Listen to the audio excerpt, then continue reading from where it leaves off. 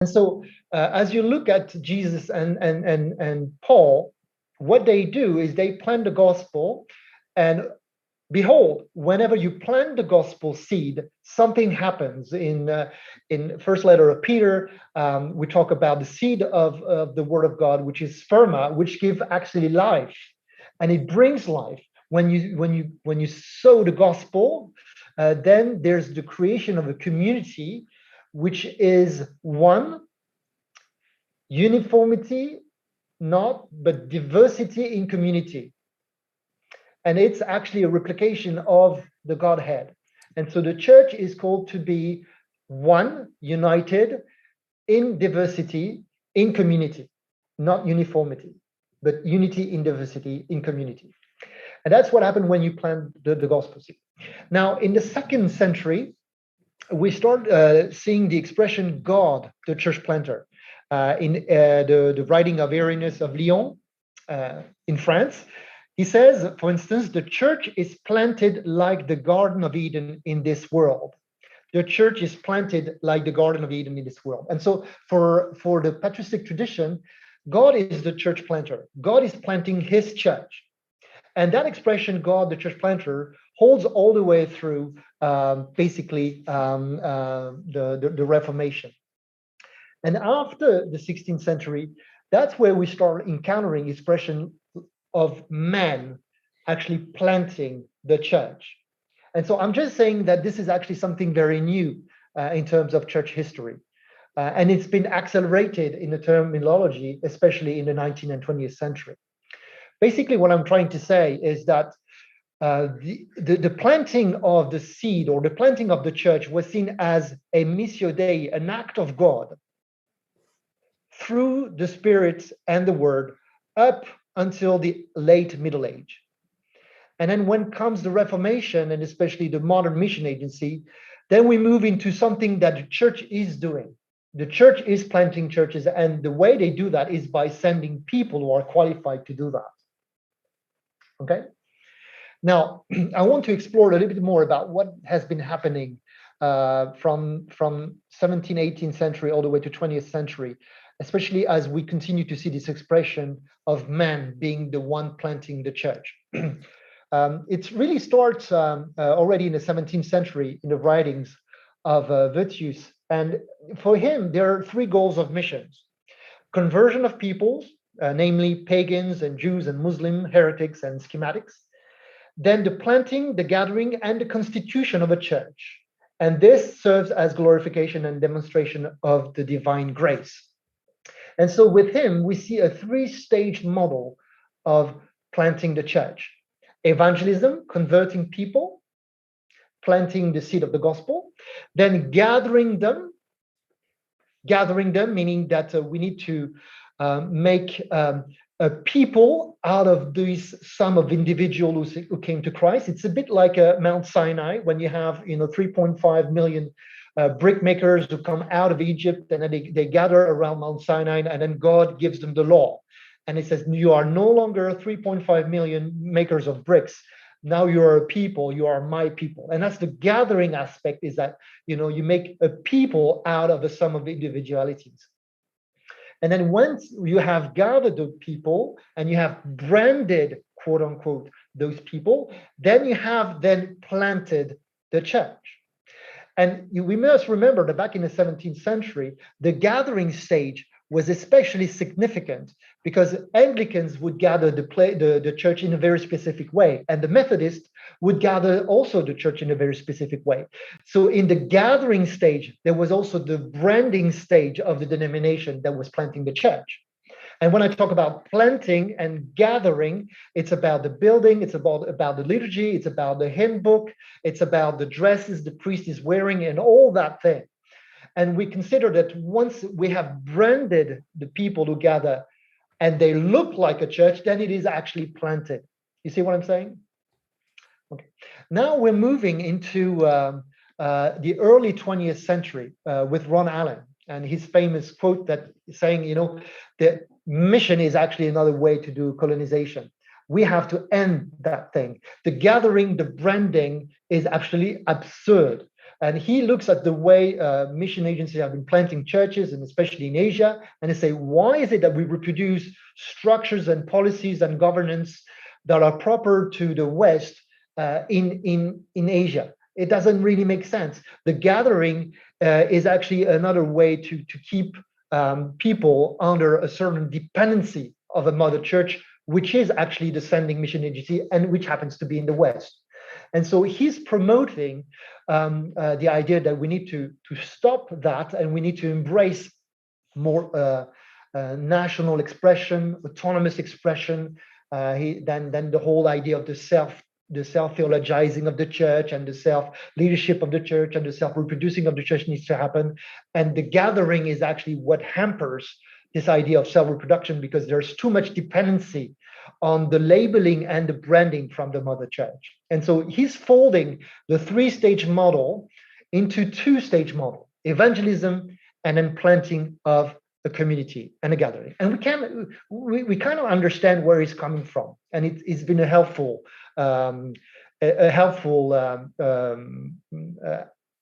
insight into the matter.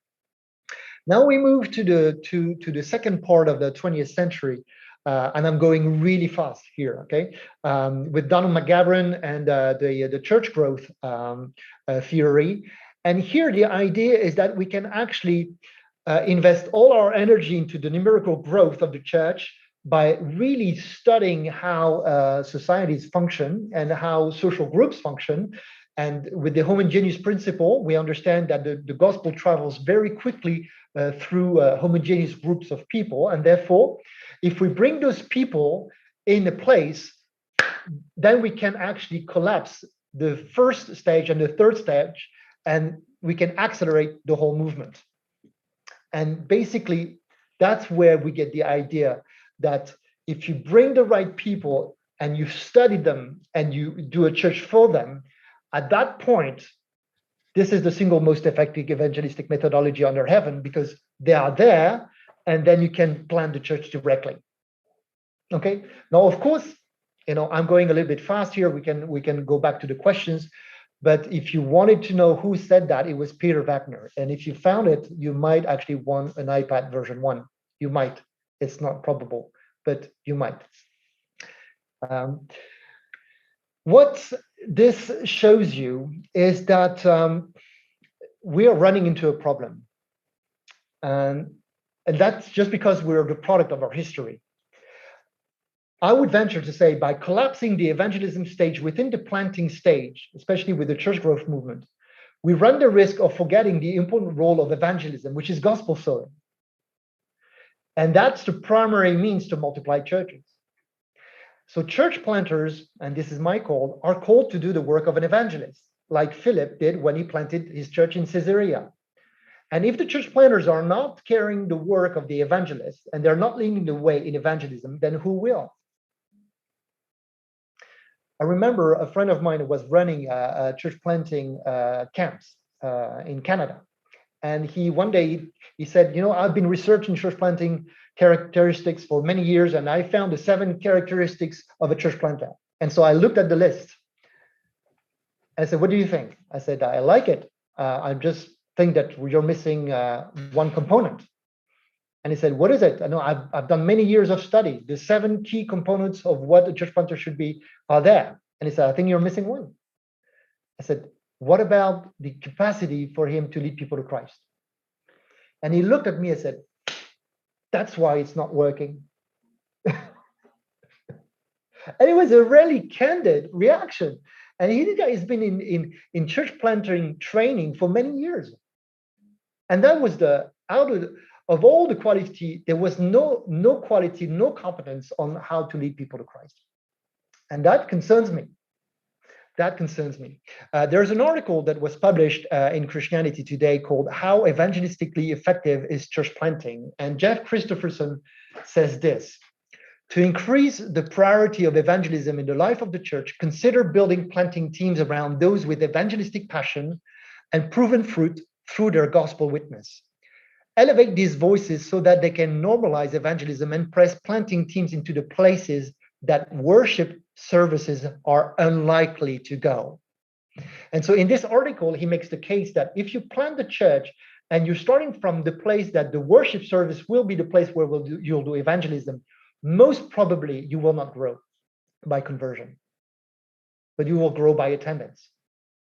And he said, if you bring the evangelist within your team, the church planting team, from the very beginning, they will be released in the harvest and they will lead people to Christ. And the church plant will look very different. I really encourage you to read his article. It's very, very good. So now moving to our topic, the role of the evangelist in the church. This is the definition that I'm using. I wrote a book called Rediscovering the Ministry of the Evangelist. And I like what Smith says, an evangelist, according to the Bible, is a man. When I say man, it's man in a generic sense, men, women qualified by God to speak his name and his power to those who are outside the fold of Christ and bring them to acknowledge the saving power of the gospel, believe it, and become members of the body of the redeemed. And I really like this definition because you see the evangelist going out and in, out of the church, bringing people back in the church. And the work is not completed until they are members of the church. And in that sense, evangelism is seen as a paradigm by which you go out and you bring people back in. Okay? And that's the way I would qualify the role of the evangelist. And if you're a church planter, you want to have those people on your team. You want to have those people on your team. And you should exemplify that very thing. Because if you're not modeling it, if you're not doing the work of an evangelist, then who will? As a church planter, you can't just sit and wait for people to come. You have also to do the work of an evangelist. And we know that Paul urges Timothy, who was not really qualified as an evangelist. I mean, he was a bit awkward, but to do the work of an evangelist. And sometimes, as church planters, that is the very thing we need to do. So out of this definition, I see two roles of the evangelist, both one inside the church and outside the church. Well, outside the church, if you look at Philip the evangelist, he crosses cultural, social, and religious barriers. The capacity of an evangelist to cross those cultural spaces, religious spaces, and social spaces, proclaims the gospel, and invite people to respond and become members of the redeemed body of Christ. And then inside the church, we see first that in Ephesians 4:11, the role of the evangelist is to equip the saints in doing the work. Which work? Well, to give a reason for the hope that they have within them. So part of the role of the evangelist within the church is equipping the saints to be better witnesses of the gospel. But he's also playing his own leadership role in the church planting team, and he keeps the emphasis on outreach. Because we do know that church planters tend to, at some point, forget that this is actually the main fuel of church planting, and then the church service, takes precedent. Latest survey shows that in America, an average church would spend 110 hours a week planning for a church worship service. 110 hours to put together a worship service. If you take the amount of time for the pastor to do his sermon, and then the worship team, and then the rehearsal and all that thing, 110 hours put into a one weekly worship service.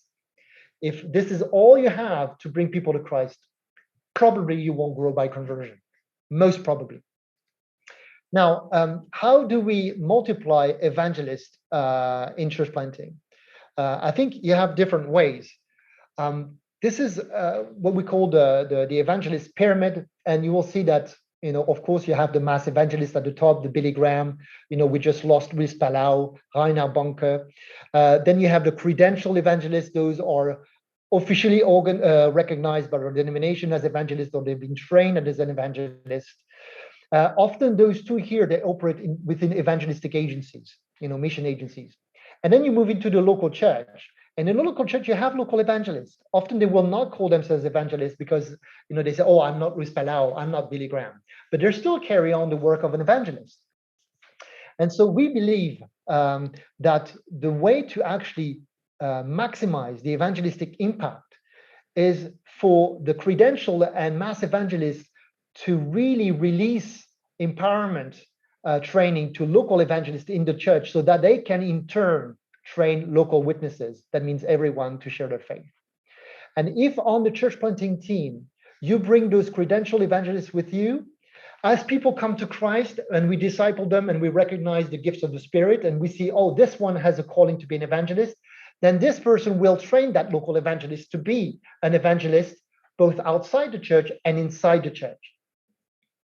You see? And so that's why you want to have the evangelist on your church planting team from the very beginning. That was my case when we planted a church about 10 years ago. We started with 3 evangelists. We baptized, I don't know, 50 people. It was crazy. We didn't have time for pastoral ministry. We were just out there fishing.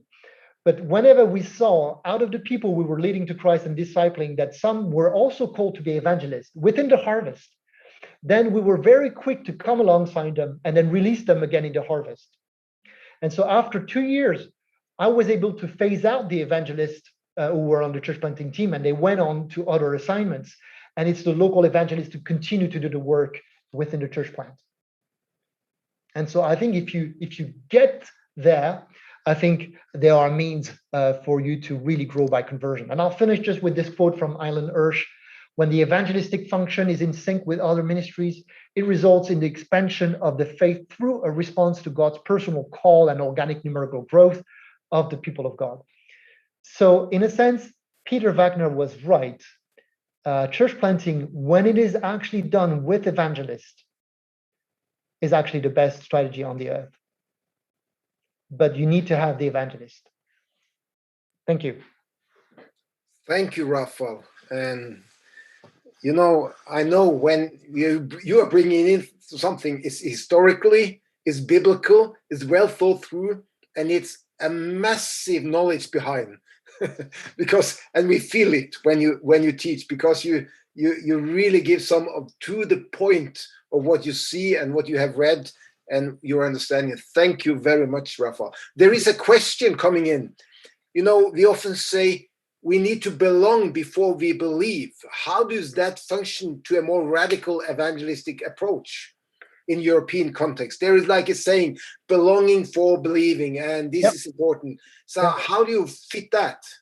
No, I agree. I agree. Before we would say that you invite the people to respond outside the church. Like you do a crusade or you do a public evangelism in the street, and then you lead people to Christ, and I'll say, now you need to come to church.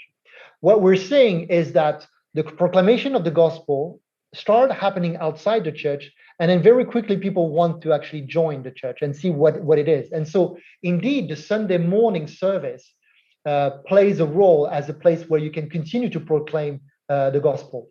Still, you need to have people who continue to invite them to respond. You need to close the deal. It's not because people are there on the Sunday morning in your worship service that they have committed to Christ. You need to know how you lead them. And so the evangelist is there to ensure that all those who are coming because they want to belong before believing, they have a pathway to conversion. What I've seen happening, Oyvind, in the emerging church movement is a lack of robustness of a theology of conversion. Almost like, the church needs to be very fluid in letting people come in. But that's like McDonald's. McDonald's is you come as you are, but you also come out as you are. And so the evangelist is there to say, we need to continue to have a culture of inviting people to respond. And then we need to have a process by which we disciple them in the back end of it. And so the evangelists are particularly concerned that all those who come hear, but then respond to the message. So it's true that back in the 1970s, most of the conversion would happen outside of the gathering. Today, it's great because it happens within the gathering. Yet if you don't have a theology of conversion, you will lose them. We should go over to Christian. Thank you, Raphael. You join us also after when Christian has given his speak. But Christian, thank you also. I just want to say that you are part of the Exponential board. Exponential is building up the network in Europe. You are representing UK as a part of the board. We are very thankful for that.